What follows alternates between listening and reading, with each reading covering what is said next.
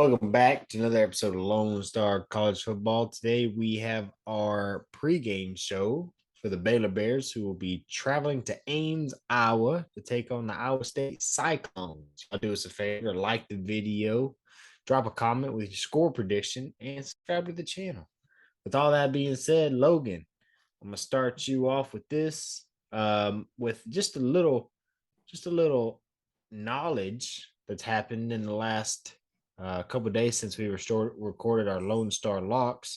On our locks pod, we have the game at a 3-point spread. It has now dropped to a 2.5-point spread. So it seems like people are picking Wow. Baylor. How's that make you feel? Um, it really doesn't change anything for me, to be honest, as far as how unconfident I am for this game. But yeah, that's what I was about to actually talk about, was that it's dropped half a point, which it's not much, I guess. So No. It just I mean means they people are still they picking still gotta Baylor. win by a field goal, basically. But Yeah. I'm just gonna go ahead and jump into Iowa State, who they've played so far. They are 3-0. They played against Southeastern Missouri, and they beat them 42-10. They played at Iowa in that big rivalry match. I'm sure it has a name that I just don't know. And they beat them 10-7 against a pretty below average Iowa team, in my opinion. I mean, they won against, what was it, South Dakota State? Is that what you said their first Yeah. game was? Yeah. 10-7, or no, ten to 3. 7-3. 7-3. 7-3. And that was with a And field goal and two safeties. yeah, didn't even score a touchdown. I remember us talking about that. And then Yeah. they played the Iowa team played Nevada and beat them 27-0, which that game should have been a lot more than that. Yeah. Um but then Iowa State played against Ohio, took care of business just like the same way that Baylor took care of Texas State with a 43-10 win at home. Now Baylor, we're 2-1. Most people watching this know how we are 2-1 with the double overtime loss to BYU in Provo, where we had multiple opportunities to win that game, and BYU tried to hand us that game just as much as we handed it to them. Um, but anyways, I just want to go ahead and talk about the Iowa State offense. So their quarterback is 78 for 105, just over 74%, 745 yards, 8 touchdowns, 3 interceptions.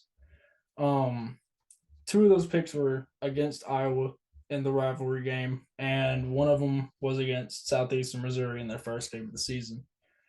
And he's only taken 3 sacks, which is pretty good. I don't know if that's based on their offensive line, which, looking at their running backs numbers, it could be, because the running back Yeah. has 50 attempts for 280 yards, only one touchdown. Um, but his Hunter Decker's longest pass is only 39 yards, and 4 of his 8 touchdowns were against that Southeastern Missouri team. So, I mean, it's Southeastern Missouri. That's what they're supposed to do. Compared to Blake Shapen has like 5 touchdowns. No, four. Am I saying that right? Yeah, 4 touchdowns. He's got four. Yeah. But so far this season, our run game has been carrying us. We have 3 running backs over 100 yards, which is kind of crazy. I didn't realize that till I looked at the stats. Richard Reese, 34 attempts for 237 yards, 5 touchdowns as a freshman, a true freshman. Squirrel Williams, Yeah. 28 He had a big attempts. game. Oh, yeah, he had a big game last week. He had a big game last week. Yeah. Yeah, in his first career start. But Squirrel To Williams, Saturday 28 will be his attempts. second career. I'm Saturday will hoping he be his starts. second career start for I'm sure. hoping Oh he yeah, for starts. sure. Squirrel, 28 attempts, 137 yards, 2 touchdowns, and he had one fumble last week, which was I think that was after the Blake Shapen interception, but that would have been our first turnover all year. Quaylen Jones, 23 attempts, 131 yards, 3 touchdowns. So Sproul and Quaylen, pretty similar numbers. No, Sproul has the one fumble lost, and Tay McWilliams is still questionable as far as I know. Hmm. I haven't heard an update on him. It was something with his head, I believe. So hopefully we can rest him and still be able to get our running game going. Now Iowa State's biggest threat, in my opinion, I think we both agree, Xavier Hutchinson. Yeah, This dude for is a sure. dog. He is a huge dog, and he will be the biggest nightmare for our very, very young secondary. Um, this dude's 6'3", 205, 28 catches, 319 yards, and 5 touchdowns. 128 of those yards and 3 of the touchdowns were against Southeastern Missouri. So in that first game, Deckers was feeding him the ball, getting him to the end zone because 3 of Deckers' 4 touchdowns were to him, right? But even then, you take 128 yards away from 3 games, he's still going to be averaging over 100 yards for, or Yeah. just under 100 yards for those other 2 games. Yeah, he's got his 2021 stats. I mean, he was 13 yards short of 1,000, Yeah, and he had five touchdowns last year. So he's already matched his touchdown total from last season. So that man, he's in his third year. He's trying to make this his draft year. So he's yeah, he's putting in the work.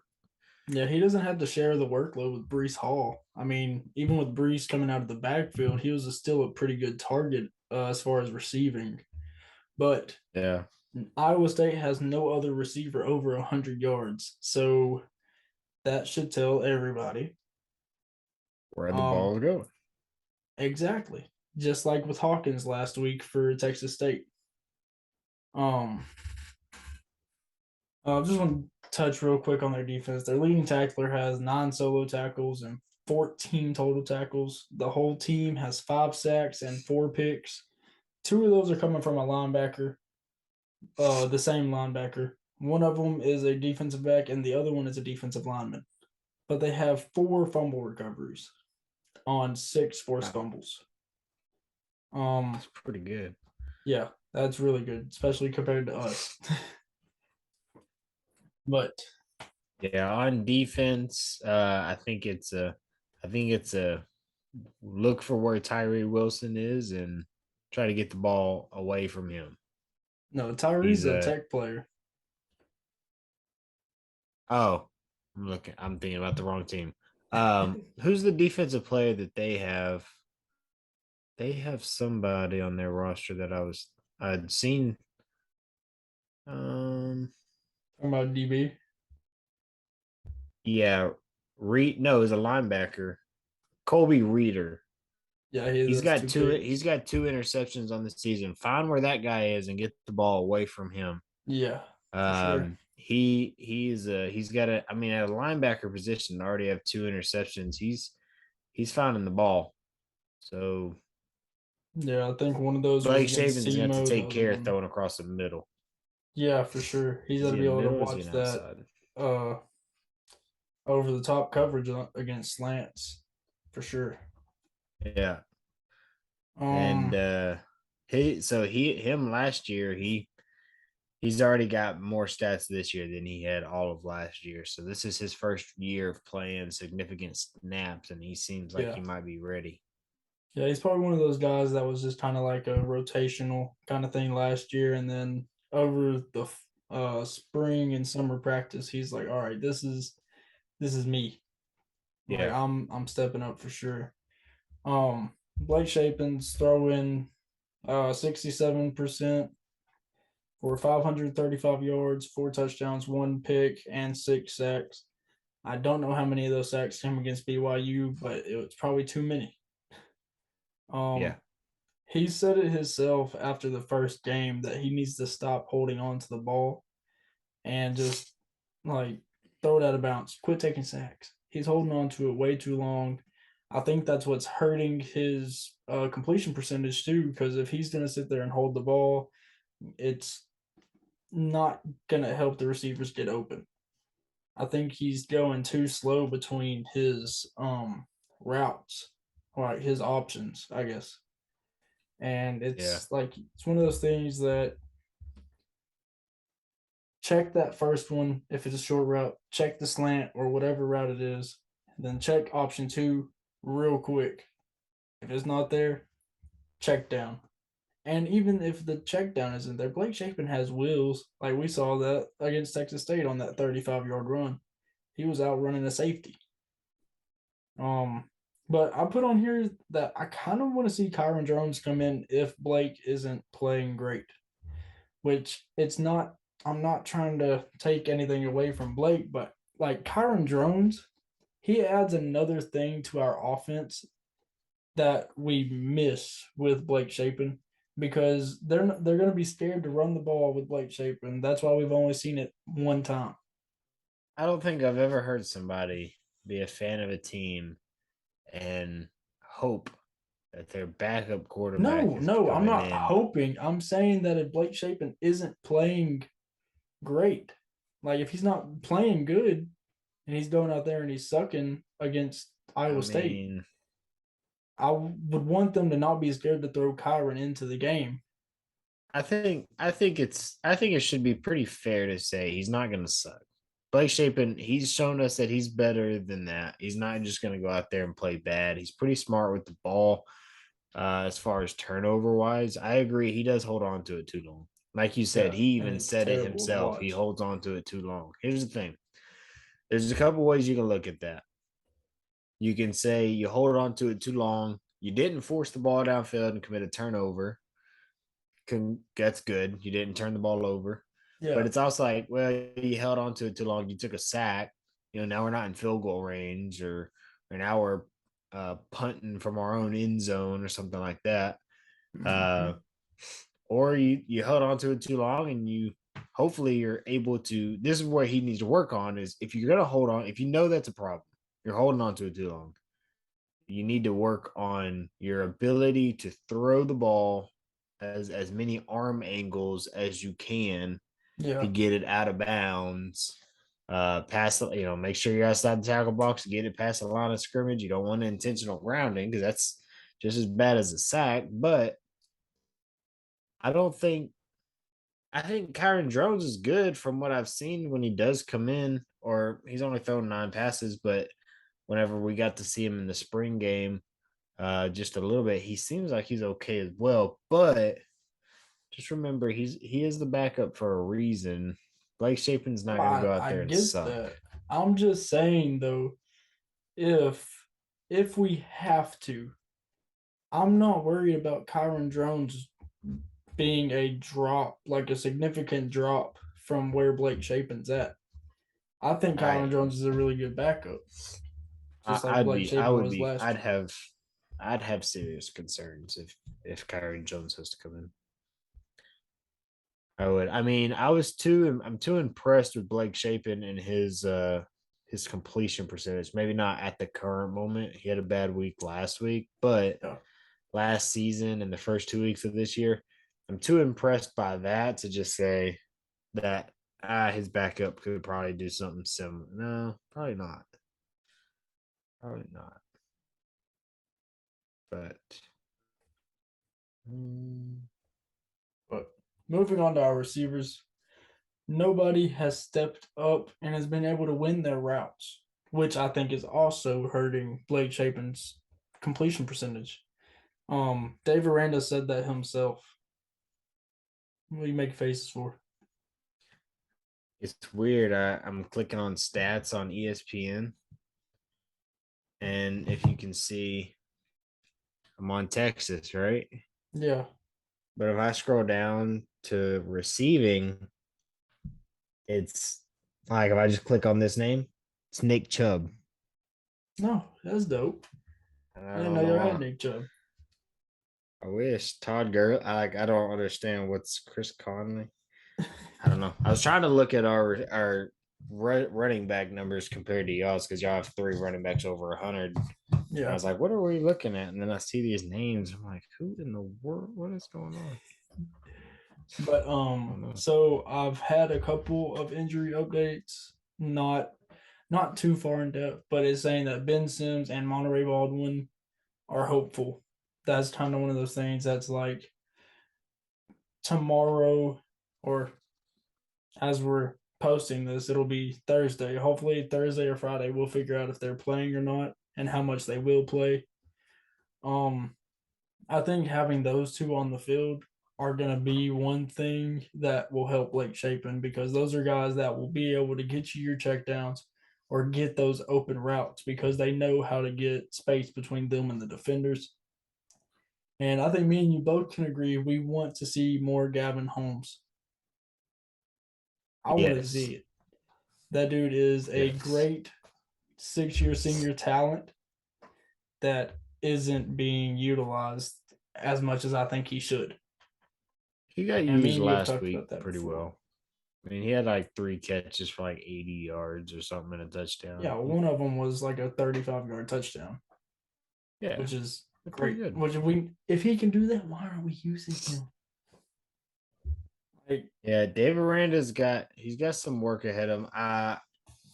We're Y'all need to watch our locks pod. I'll give a spiller in this one. I did pick Iowa State in this game at a 3-point spread. And I wouldn't say I'm confident in it. I just are you gonna bump down to the 2.5 while we're here? no. Once that video is made, you're stuck with those numbers. I'd gladly take 2.5, but I just I think Baylor can win. I almost want to say they probably should, like talent wise, should win. I think we I just think should. the matchups are interesting. I think Xavier Hutchinson is going to be a problem, but I think Richard Reese can be a problem for Iowa State. Yeah. Um, Look it's at their but run Iowa defense. State's running game isn't bad either. So it's how does y'all's defense play that? Or is it going to be a running game and it'll be a short game, short low scoring game? I don't know. I really don't know. So I hope both run Baylor can come defenses are away with actually it. pretty good so far. Yeah. We're So only allowing 84 and a half, or no, 84 and a half. It's just 84 yards per game in the rushing game. They're allowing 60. Um, oh, Again, I don't know how their games were played as far as like if they were shootouts, I guess. It was like air raid type style. Um, they're averaging 156 yards a game rushing. We're averaging 234. I think our run game is going to be able to get through their running defense, like their run defense, yeah, because we probably. have so many different guys that are good. Like we have four running backs right now. If Tay is there, it's four that I think could take over a game on any given Saturday. Um, our running defense is the least of my concerns right now. It's our pass rush. We're getting there like a half second late every single time. And that's Yeah. killing us on checkdowns. Just giving them a little bit too much time to look over their routes. And our secondary is breaking zones so much. Like Hawkins last week in the first half had like 11 or 12 catches. And that was one thing I said that we're going to have to look at because he's their best target. And it's going to be the same thing with Xavier Hutchinson. So he's going to be more of a vertical threat than just a check down compared to a 5'9" Yeah. slot receiver. Oh, Yeah, the matchups are gonna be interesting. I there's It's so tough. I've learned when I really examine games now, I can I can picture them go. I can say with the run defense being good, I can see it being a low scoring running game. But yep, then I look at Xavier Hutchinson, I was like, man, this guy could really just take the top off and blow this thing open. It could be a high scoring game, and Blake Shapen's sure. having to play keep up. Uh, It'll be a good one. I'm hoping. I love seeing shootouts. As long as the team I want to win ends up winning in the end, I like seeing high scoring games. Who do you want to Uh, win in the end of this one? I want Baylor to win, of course. I just don't necessarily think they will. I It's smell. I smell cap. why You're trying to get that Locks Pod dub. I'm not dumb. I know how this is. I'm not worried about that. I'm trying to get Texas and Baylor to play back to back in the Big 12 champ game, man. That's what I want. And then we skip a Locks week and play pod. in the Natty. Just saying. It just works that way. Yeah. We've Well, pictured this multiple that's all times. I've got. Yeah. Yeah, I'm just worried about our secondary and our pass game. That's the thing. I think our run defense, run offense is doing great. Really. Um, Hopefully Richard restarts. And I want to I see think he will. Quaylen. I want to see Quaylen worked in a lot because Quaylen didn't really play this last game against Texas State like at all. I want to see Yeah. Quaylen. He's a good power back that has speed, but Richard Reese is the kind of guy that's like one cut gone. But over under for this game is 45 and a half.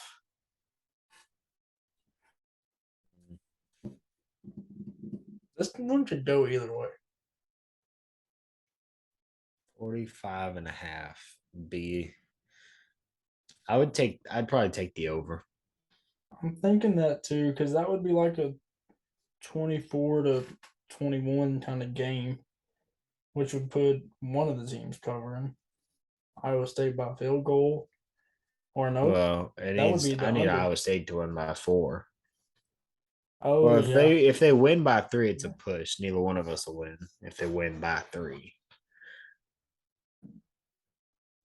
I'd take the over on this one just because Yeah. I feel like the run defenses are gonna or the little bit of passing for the Baylor side is gonna get us to the red zone where we'll be able to just bully it in because of how big and strong our offensive line is and how quick our running backs are. But I think Xavier Hutchinson could take the top off if we are not careful. This is where we're going to need Dylan Doyle, Matt Jones, and Al Walcott to be leaders, step up leaders, make sure these young guys know what their coverages are and what their responsibilities are and who they Yeah. need to be looking at. That this is a really good week for them to practice. Amen. I uh, I, I agree. I think it could be. I'm gonna take the over as well. Um, I think that it could probably go either way, but I would say at would you say it was 64 or was it 64? What? What did you say the spread was?